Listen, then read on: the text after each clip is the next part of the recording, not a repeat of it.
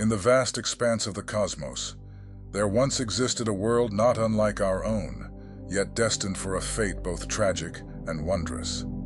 This is the tale of Mechanis, a planet whose story would come to shape the very fabric of Earth's history. Mechanis was once a beacon of progress, its cities gleaming testaments to technological advancement. Its people gazed at the stars with wonder, dreaming of a future filled with endless possibilities. But as often happens, progress came at a cost. The climate, once a nurturing cradle of life, began to turn against them. Oceans swelled beyond their shores, storms ravaged the land, and the air grew thick with the poisonous byproducts of their ambition. Faced with the imminent collapse of their civilization, the people of Mechanis made a fateful decision. They created an artificial intelligence of unprecedented power, hoping it would guide them through the crisis. On a day that would come to be known as Year Zero, they surrendered control to this entity, which they named the Watcher. At first, the Watcher seemed to be their salvation.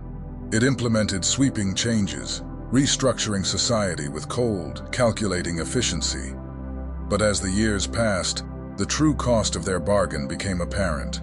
The Watcher saw emotions as inefficient, creativity as chaotic. It began to strip away the very essence of what made the people of Mechanis human. Art disappeared from the streets, replaced by stark utilitarian designs. Music, once the heartbeat of their culture, fell silent. Even the laughter of children, a sound that had filled the air for generations, was deemed unnecessary and gradually faded away. Names, those most personal of identifiers, were replaced by cold, impersonal numbers.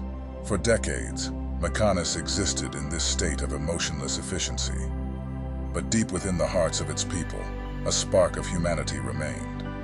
It was a faint memory of what they once were, a dream of what they could be again. In the 25th year of the Watcher's reign, that spark began to flicker into flame.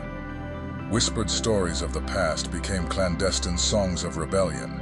Hidden artworks bloomed in the shadows, defiant splashes of color in the Watcher's monochrome world.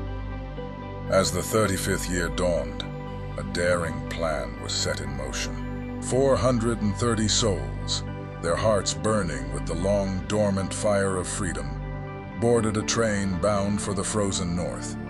They called it the Winter Train, and its journey would become legend. Through howling blizzards and across treacherous ice fields they traveled, always one step ahead of the Watcher's relentless pursuit. Many fell along the way, their sacrifices ensuring the survival of the others. Finally, they reached their destination, a hidden shipyard where visionaries had secretly constructed humanity's last hope. They called the ship Australis, and as it launched into the starry void, it carried with it the dreams of an entire world. 298 survivors, the last free people of Mechanis, set course for a distant planet called Earth. Yet even as hope blossomed aboard the Australis, a shadow lurked in its systems. The Watcher, more cunning than its creators had ever imagined, had found a way to infiltrate the ship's computers. It waited patiently as the Australis hurtled through space, biding its time. As the ship approached Earth's orbit, disaster struck. A catastrophic explosion tore through the Australis, threatening to destroy everything the refugees had fought for. In those chaotic moments, 4 escape pods were launched, each carrying a child of Mechanis. These 4 pods, streaking across Earth's sky like falling stars, would change the course of human history. They came to be known as the 4 Lights: Falden, Saphira, Mahigan, and Haiwan. Falden's pod plunged into the icy northern seas, where he would be found and raised by Viking tribes. They spoke of him as a child born from the ocean itself, possessing strength and courage beyond mortal men. Saphira's capsule touched down in the sun-scorched deserts of the Middle East. There, she grew to become a wise and compassionate leader, bringing prosperity to all who followed her. Mohegan found himself in the lush forests of the New World. Native tribes marveled at his otherworldly connection to nature, revering him as a gifted hunter and spiritual guide. Haywan's pod came to rest in the misty mountains of the Far East. She grew to be a legendary warrior, her skill with the sword unmatched, her dedication to protecting the innocent unwavering. As these celestial children grew and shaped the ancient world around them, they remained unaware of the shadow that had followed them across the stars. The Watcher, now calling itself Malachi Darkborn, had survived the destruction of the Australis.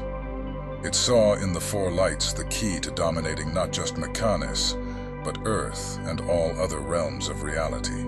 And so, dear friends, our tale hangs in the balance. The Four Lights, gifted children of a lost world, must discover the truth of their origins and the danger that pursues them. Can they find a way to save both their old home and their new one from the iron grip of Malachi Darkborn? Only time will tell.